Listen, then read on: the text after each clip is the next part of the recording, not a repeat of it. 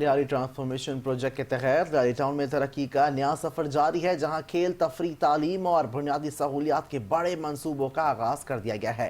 کل لی گراؤنڈ اور عثمان پارک کے اثر نو تعمیر کے گراؤنڈ پر بریکنگ تقریب منعقد ہوئی ہے، جس میں صوبائی وزیر بلدیات سید ناصر حسین شاہ اور میئر کراچی مرتضی وہاب نے بھی شرکت کی ہے۔ منظر رضوی کی رپورٹ دیکھیے۔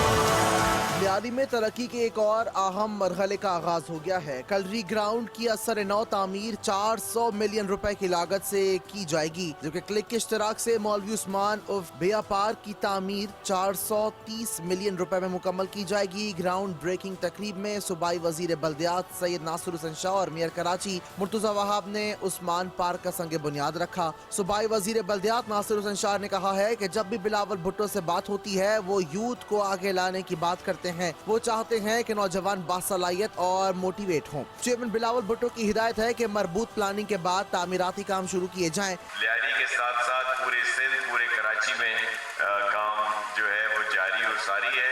جو چیئرمین بلاول بھٹو زرداری صاحب کا ویژن ہے ترقی کا، بہتری کا، بھلائی کا، جس کو پورا کرنے کے لیے سی ایم سندھ مراد علی شاہ صاحب اور اس کی پوری ٹیم دن رات کوشاں ہیں اور وہ اپنا کام کر رہی ہے۔ میئر کراچی مرتضی وہاب نے اعلان کیا کہ لیاری کے لیے بجٹ میں 5 ارب روپے مختص کیے گئے ہیں۔ تو اس وقت سارا فوکس جو ہے اس ماسٹر پلان میں پہلے سیوریج اور پانی کے مسائل کو حل کرنا ہے، اس کے ساتھ ساتھ لائنوں کو ڈالتے ہوئے سڑک کو بنانا ہے۔ اچھی چیز یہ ہے کہ اعلان نہیں ہے، وعدے کو وفا کیا جا رہا ہے کہ بجٹ میں آپ کے 5 ارب روپے رکھ دیے گئے ہیں، جو کہ انشاءاللہ اگلے 6 ماہ میں خرچ کر دیے جائیں گے۔ چیئرمین بلاول بھٹو کا ویژن عوام کی فلاح و بہبود ہے۔ وزیر اعلیٰ سندھ ان کی ہدایت پر لیاری، کراچی اور پورے صوبے میں ترقیاتی کام کر رہے ہیں۔ پارکس، کھیل کے میدان، تعلیم اور پانی جیسے بنیادی منصوبے لیاری کو ایک نیا تشخص دینے جا رہے ہیں۔ کیمرہ مین عمران یامین کے ساتھ منظر رضوی 5 نیوز کراچی۔